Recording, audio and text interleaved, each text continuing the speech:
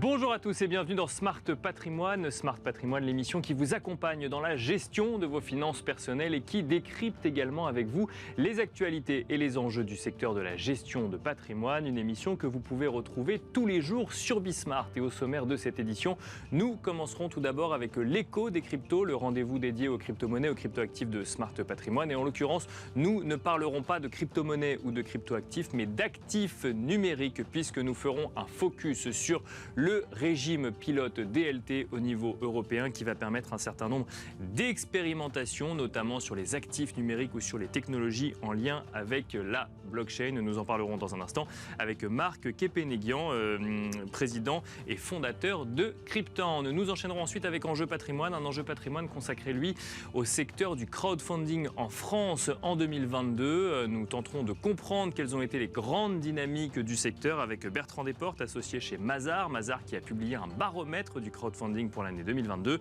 mais aussi avec Florence de Maupoux, directrice de finances participative France. Ce sera dans un instant sur le plateau de Smart Patrimoine.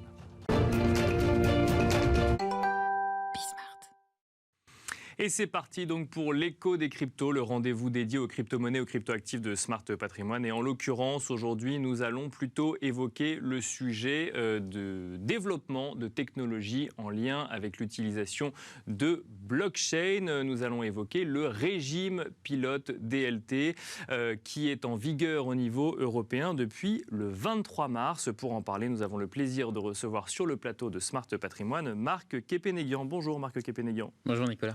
Bienvenue sur le plateau de Smart Patrimoine. Vous êtes président et fondateur de Cryptown. Cryptown qui est une plateforme d'investissement dans des petites et moyennes entreprises qui utilisent des actifs numériques pour proposer cette solution d'investissement ou de financement, hein, tout dépend du côté où on se place, mais qui ne travaillent pas, j'ai envie de dire, directement avec des crypto-monnaies pour autant. Exactement. Donc aujourd'hui, Cryptown est enregistré en tant que PSAN en France et on permet à des PME et des startups de se financer et on permet à des personnes de financer ces projets en actifs numériques, en euros uniquement. En euros uniquement, donc sur la base quand même d'une tokenisation, j'imagine, d'un certain nombre d'actifs de l'entreprise qui correspondrait quoi à des actions quelque part, si on repose ça dans un monde financier traditionnel? Alors non, c'est pas des actions parce qu'on n'est pas un actif numérique n'est pas un instrument financier, mais c'est un actif qui est émis par une holding qui va, elle, avec l'argent de l'émission, donc l'argent levé dans le cadre de cette émission d'actifs numériques, souscrire au capital de la PME. Donc la PME, c'est des fonds propres pour son développement. Des fonds propres pour le développement de la PME, donc on peut y investir directement sur une plateforme ou alors on peut les acheter sur le marché secondaire, c'est-à-dire qu'on peut revendre les tokens qu'on aura achetés pour investir initialement dans l'entreprise. Exactement, et ça se passe également sur notre plateforme. Depuis le 23 mars, Marc Kepenegian, le régime pilote DLT est entré en application au niveau européen. Vous allez nous expliquer ce que l'on peut attendre d'un régime pilote comme celui-là. En deux mots, on va dire qu'on élargit un petit peu la réglementation européenne actuelle. Excusez-nous pour le bruit des travaux que l'on entend également. On va élargir la réglementation européenne actuelle pour permettre des expérimentations, notamment en ce qui concerne des entreprises qui voudraient utiliser les technologies blockchain, notamment, et ce qui est le cas de Cryptown, une expérimentation qui va durer 3 ans et qui peut être renouvelée pour 3 ans supplémentaires. Bon, là, on se projette un petit peu. Le régime pilote DLT, Marc Kepenegian, à quoi est-ce qu'il peut servir pour des entreprises comme vous ? Alors, ce règlement européen est le premier pilote en droit financier européen, donc c'est assez fort. Il crée 3 agréments. D'accord. Ce sont DLT MTF, DLT SS et DLT TSS. Donc, pour DLT MTF, c'est simplement un MTF, donc c'est un Multi-Trading Facilities. C'est un agrément que portent notamment des compartiments d'Euronext, qui est la bourse. D'accord. Et DLT MTF, c'est un MTF qui peut accepter des instruments financiers tokenisés, qu'on appelle aussi Security Token. D'accord. Un DLT SS, c'est un Central Security Deposit, un CSD. Donc c'est ce que fait Euroclear. Donc Euroclear, c'est une société qui tient le registre des émetteurs cotés en bourse. Mmh. Et un DLT SS, c'est un CSD comme Euroclear qui peut faire la tenue de registre des sociétés cotées avec une blockchain. D'accord. au lieu qu'elle soit faite par une base de données. DLT TSS, qui est ce qui nous intéresse nous, et c'est vraiment quelque chose de nouveau.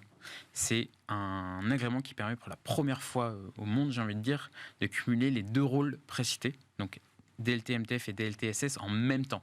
Là où en fait, jusqu'à maintenant, c'était des fonctions qui étaient séparées, MTF et CSD, donc c'est deux entreprises séparées, qui impliquent une chambre de compensation au milieu, parce que le règlement de livraison dure plusieurs jours, qui implique plein d'intermédiaires.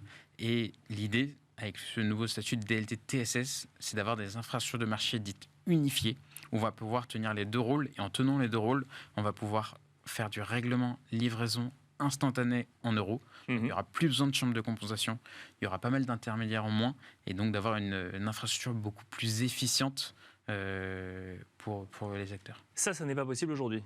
Alors, depuis le 23 mars, si.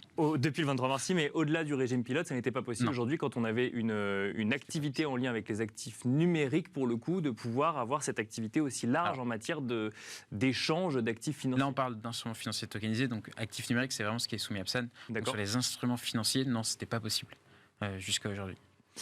Et alors, dans le cadre de ce régime pilote DLT, Cryptown, candidate ou a annoncé le fait que vous souhaitiez faire un certain nombre de choses dans le cadre de ce régime pilote. Vous allez nous expliquer dans un instant quelles sont les différentes étapes pour ensuite pouvoir réaliser ces expérimentations. Mais qu'est-ce que vous projetez de pouvoir faire dans le cadre de ce régime pilote ?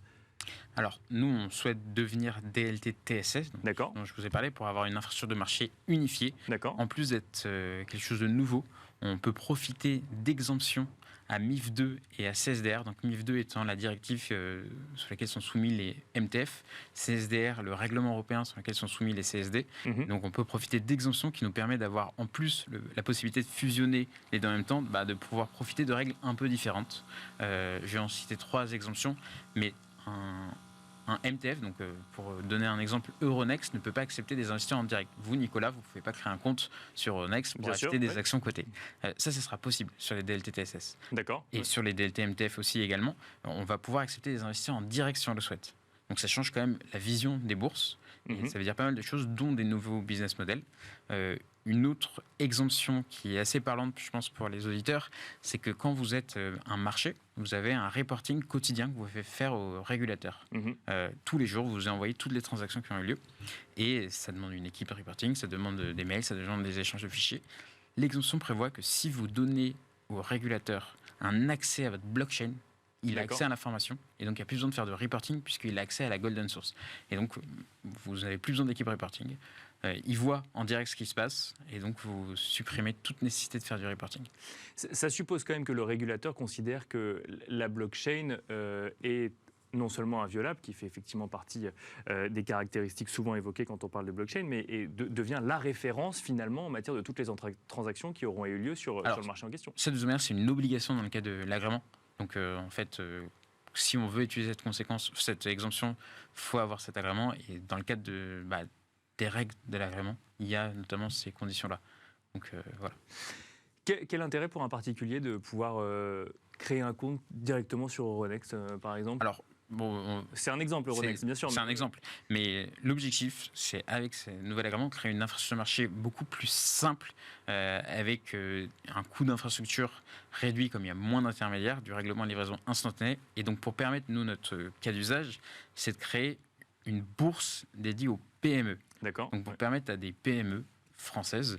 Par exemple, vous avez une PME dans une région, parce que nous, on pense que les PME régionales, c'est le vivier de la France et il faut les soutenir.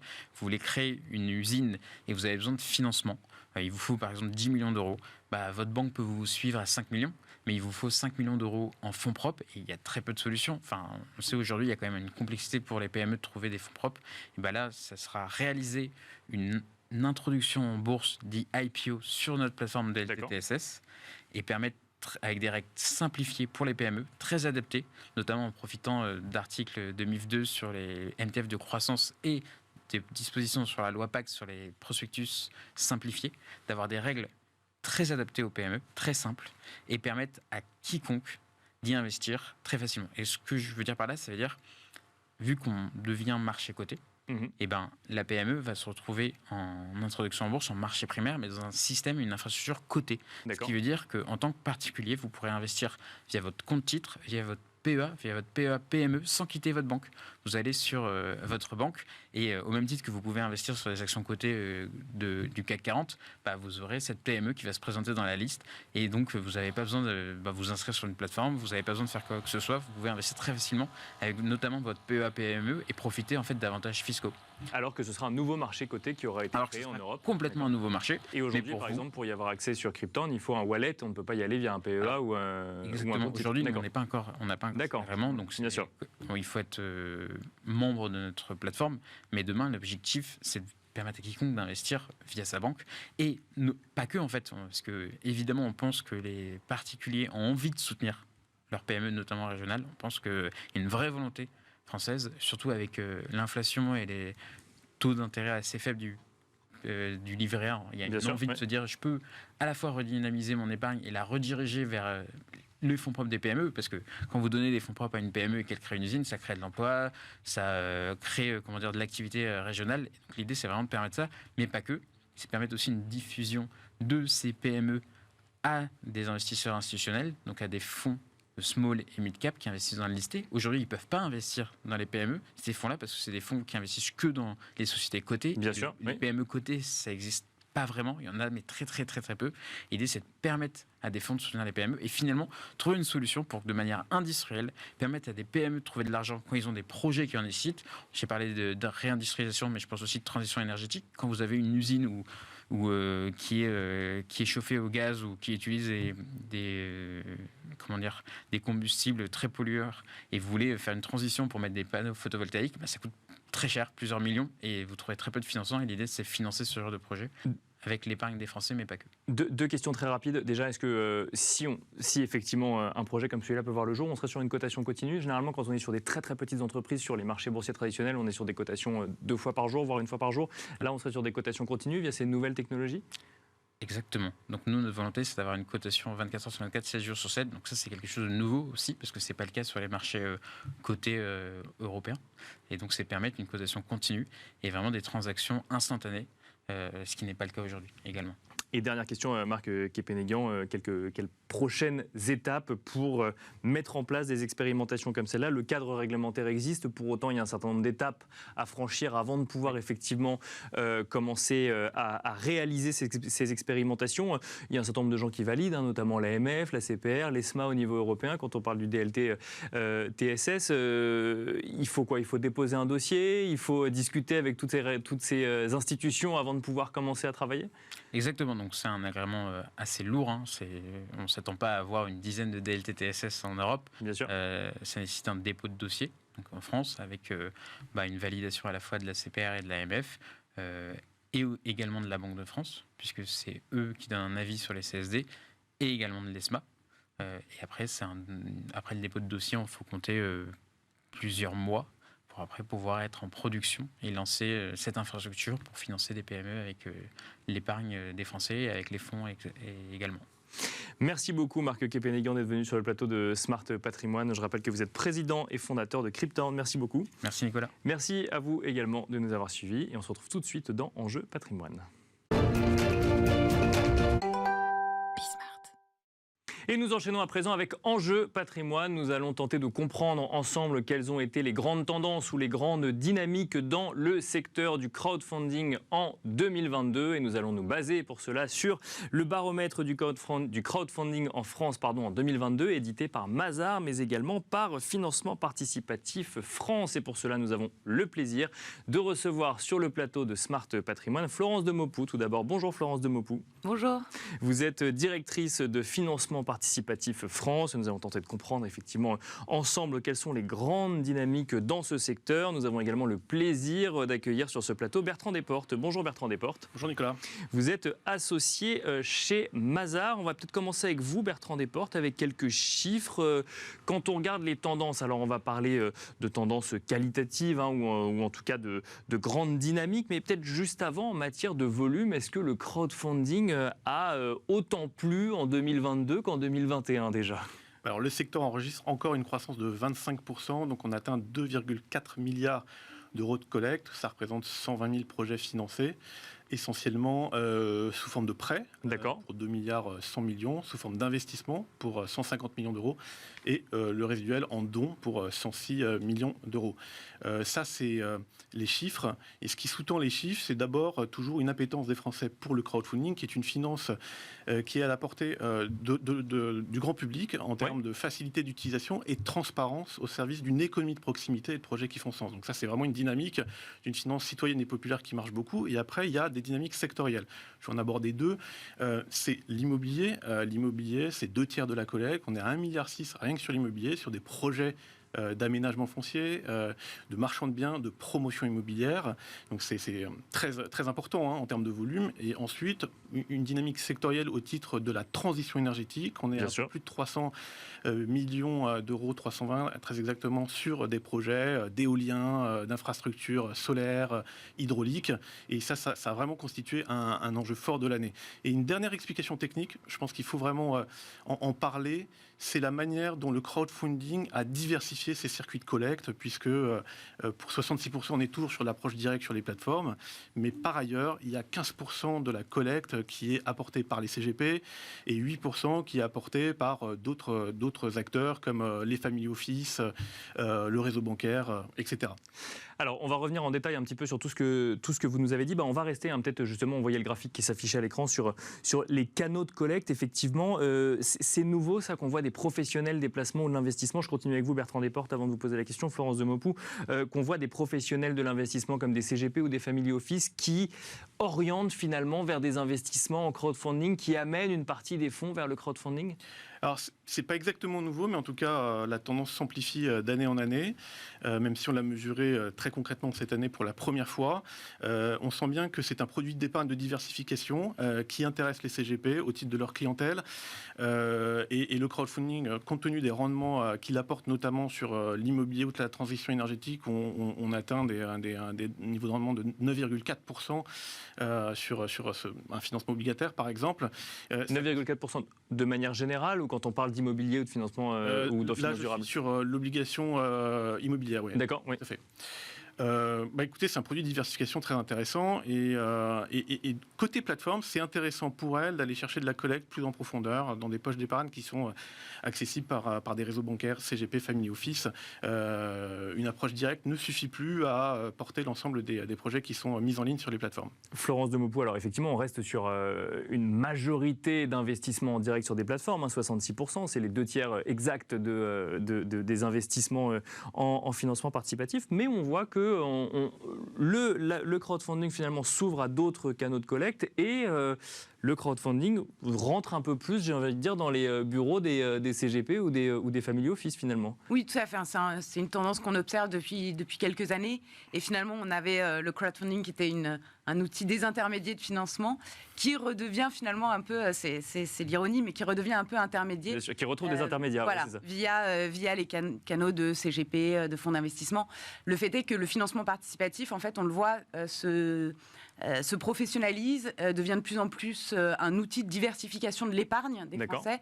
Et donc, on n'est plus uniquement, parce que ça reste assez accessible à tous les citoyens, mais on n'est plus uniquement sur du petit ticket d'investissement de la part d'un particulier qui voudrait investir dans un projet parce qu'il y a de l'affect, parce qu'il y a de l'intérêt, mais aussi sur une vraie stratégie de diversification de son épargne, de constituer un portefeuille d'investissement et donc de s'adresser à son conseiller en investissement ou en gestion de patrimoine pour être orienté vers telle ou telle offre de services qui sont proposés par les plateformes. Parce que pour rebondir sur les chiffres que nous donnait Bertrand Desportes tout à l'heure, effectivement, sur les 3 typologies, on constate don, prêt ou investissement. La majorité est orientée vers du prêt ou de l'investissement et le don devient minoritaire par rapport à aux autres typologies. Après, c'est pas un outil de gestion de patrimoine, le don.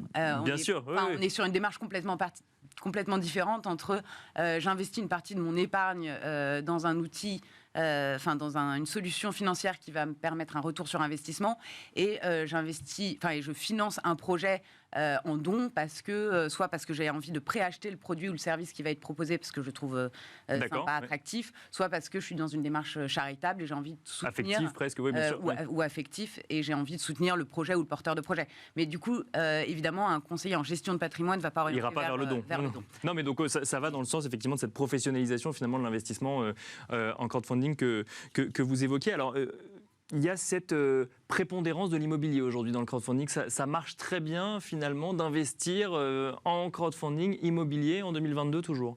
Alors, ça marche très bien. Mais en tout cas, ça plaît beaucoup. Ça plaît beaucoup. Force est de constater que c'est 75% des volumes collectés. Donc, c'est sûr qu'en termes de volume de collecte, l'immobilier est considérable et ça reste la locomotive du secteur depuis ces dernières années parce qu'il y a une attractivité à la fois pour les investisseurs et à la fois pour les plateformes vers ce type de financement, parce que ça reste l'outil de financement le secteur le plus rentable pour les plateformes de financement participatif aussi. Donc celles qui étaient généralistes ont tendance à aussi s'orienter de plus en plus vers l'immobilier parce que économiquement ça a du sens. Bien sûr. Et puis les plateformes qui se créent aussi beaucoup sur ce secteur parce qu'il reste de la place. Il reste de la place et la demande est toujours là finalement. Et la demande est toujours là. Et voilà, il y a un intérêt à la fois pour les promoteurs immobiliers, les marchands de biens, et à la fois pour les investisseurs. Enfin, il y a une vraie cohérence entre l'offre et la demande sur ce type de financement. Et puis, il faut dire quand même qu'il y a, au titre de l'actualité réglementaire, notamment la loi énergie-climat et la loi climat-résilience, toute une thématique autour de la rénovation énergétique des bâtiments. Bien sûr. Très portée par les marchands de biens et la promotion immobilière. Et les plateformes de crowd se saisissent aussi de ce sujet-là. Il faut savoir que d'ici quelques années, ce qu'on appelle les passoires thermiques, diagnostics DPE, F ou G vont être interdits à la location. Et l'État, ainsi que les grands bailleurs privés, savent que le parc locatif français doit faire l'objet d'évolutions importantes. Eh bien, les plateformes de crowdfunding immobilière sont au rendez-vous, proposent ce type de projet en ligne et se saisissent de cette actualité-là pour consolider en fait leur offre. Et ça rentre dans l'aspect finance durable que vous évoquiez tout à l'heure en matière de grande dynamique pour 2022 ? C'est une des dynamiques de la finance durable. Tient effectivement à la transition énergétique aussi du parc immobilier. Il y a aussi toute la notion de recyclage urbain, c'est-à-dire avec l'interdiction d'artificialisation des sols supplémentaires. Il y a cette notion de transformer l'existant en d'autres usages si le besoin s'en fait sentir. Et les plateformes de crowdfunding sont capables d'aller aussi sur ces sujets-là, transformer des bureaux en logements. On a eu le cas notamment d'un bureau de poste qui a été transformé grâce au financement de la plateforme Viliz en centre médical. Donc c'est des choses que les plateformes savent aller chercher comme type d'opération. Florence Demopoux, sur ce sujet finance durable, alors effectivement on voit le monde de la finance de manière générale se transformer en lien avec des critères ESG ou des objectifs de durabilité ou de finance à impact. Comment est-ce que ça impacte spécifiquement le secteur du crowdfunding ? Les plateformes de financement, comme n'importe quel acteur financier, elles sont bien obligées. Et puis, c'est dans l'ADN même, c'est ce que disait Bertrand, c'est un peu dans l'ADN du financement participatif, d'aller financer des projets à impact qui ont du sens. Et donc, elles prennent toutes aussi elles sont toutes dans une démarche d'aller sélectionner des projets aussi, évidemment sur la solidité financière, mais aussi sur l'impact en ayant des notations spécifiques sur les critères ESG du projet. Ouais. Et donc, toutes les plateformes sont en train de soit développer leur propre outil, soit travaillent avec... De sélection finalement des projets avant de les proposer à l'investissement Oui, de notation extra-financière des projets qu'elles ont sélectionnés pour donner à l'investisseur une visibilité à la fois sur le risque financier qu'ils prennent, mais aussi sur l'impact que peut avoir leur argent en termes de critères ESG du projet qu'ils vont financer. Parce qu'on voit effectivement, alors on en reçoit sur le plateau de Smart Patrimoine des plateformes de crowdfunding dédiées parfois justement aux énergies renouvelables ou autres, mais là ce que vous nous dites c'est que de manière plus générale, toutes les plateformes de crowdfunding commencent à regarder les projets qu'elles financent aussi, même quand on parle d'immobilier par exemple. Oui, quand on parle d'immobilier ou quand on parle de financement de sociétés plus classiques, comme hors immobilier, hors justement énergie renouvelable, où là, évidemment, l'impact... Le crowdfunding ne fait pas que ça. Oui, c'est ça. Il y a des projets beaucoup plus classiques sur lesquels on va faire une notation sur une évaluation sur les critères sociaux, sociétaux, de gouvernance et environnementaux que peut avoir l'entreprise. Et les plateformes vont avoir une vraie démarche de sélection des projets aussi en fonction de ces critères ESG pour satisfaire finalement une demande qui est réelle de la part des investisseurs sur les plateformes. Bertrand Desportes, rapidement. Ouais. Il y a un chiffre, 74% des plateformes intègrent les critères ESG dans leur processus de sélection des projets qu'elles mettent en ligne. Donc, ça veut bien dire qu'elles s'intéressent vraiment au sujet de manière profonde. On a beaucoup parlé d'environnement, il ne faut pas oublier la branche S de l'ESG. Et évidemment, par le don, il y a des dynamiques de solidarité alimentaire, éducative, etc. Mais il y a aussi toute la thématique de l'insertion. On a vu le graphique tout à l'heure qui montrait que le secteur était aussi porté beaucoup par les acteurs de l'économie sociale et solidaire. Tout à fait. Oui. Un mot peut-être sur les dynamiques 2023. Pour le coup, on a beaucoup parlé de 2022. Alors effectivement, on imagine que ça va continuer en 2023, mais en 2023, il y a un rendez-vous pour le secteur du crowdfunding, Florence de Maupoux, qui a été décalé d'1 an, mais c'est cette réglementation PFSFP, et cet agrément à obtenir pour les acteurs français pour pouvoir continuer à réaliser leur activité, tout simplement, en France, mais aussi en Europe. Oui, tout à fait. Non, c'est un rendez-vous et pas des moindres, puisqu'en effet, toutes les plateformes de financement participatif qui font du prêt rémunéré ou de l'investissement en titres financiers doivent obtenir le statut de prestataire de services de financement participatif, PSFP, d'ici novembre prochain, d'ici 10 novembre prochain. Aujourd'hui, il y a 5 plateformes en France qui ont obtenu ce fameux Sésame. D'accord. Je dirais qu'il y en a à peu près une soixantaine qui doivent encore obtenir l'agrément de prestataire de services de financement participatif. Et sachant qu'en Europe, aujourd'hui, il y a 21 plateformes de crowdfunding qui ont obtenu l'agrément au total en Europe, dont 5 en France. Donc, il y avait déjà eu un recul d'1 an justement sur l'obtention de cet agrément. Vous pensez que là, fin 2023, les plateformes auront eu le temps de se mettre à la page de cette nouvelle réglementation ? Je leur souhaite, parce qu'il n'y aura pas d'autres prorogations possibles. On a en effet réussi à obtenir une prorogation de 12 mois qui était nécessaire. Qui était nécessaire aussi bien pour les régulateurs, en fait, pour appréhender cette nouvelle réglementation qui arrivait quand même très vite. Bien sûr. Et à la fois pour les plateformes, pour appréhender également toutes ces nouvelles règles, puisqu'on a un agrément... Enfin, on passe d'un statut européen, un statut national à un agrément européen qui est passeportable, avec des règles qui sont quand même très différentes en termes de conflit d'intérêts, de contrôle interne, etc. Donc, c'est pas anodin pour les plateformes. Et donc, il faut qu'elles déposent là maintenant leur dossier. Il y en a beaucoup qui l'ont déjà déposé et qui sont en cours d'instruction auprès de l'autorité des marchés financiers ou de la CPR si elles font du prêt. Bien sûr. Mais le fait est qu'il ne faut pas qu'elles tardent parce que c'est environ 6 à 9 mois pour obtenir le statut de PSF. Et c'est vrai que c'est une vraie marche importante à franchir, puisque là, on est dans une vraie logique d'agrément, donc ça s'apparente beaucoup à ce que connaissent les sociétés de gestion en termes de fonds propres minimum, en termes de gouvernance, en termes de contrôle interne, de gestion des risques. Elles doivent adapter leur dispositif à ce socle réglementaire qui est nouveau et qui est beaucoup plus exigeant. Et en même temps, c'est de nature à sécuriser le secteur, donc on s'en félicite et on s'en réjouit aussi. Et c'est des opportunités pour aller vers l'Europe, parce que le nouveau terrain de jeu de ces plateformes-là, c'est l'échelle européenne, tant en termes de projets que de collecte. Voilà. Merci beaucoup Bertrand Desportes, associé chez Mazars. Merci également Florence de Maupoux, directrice de financement participatif France. Merci à tous les deux, merci à vous de nous avoir suivis et à très vite sur Bismart.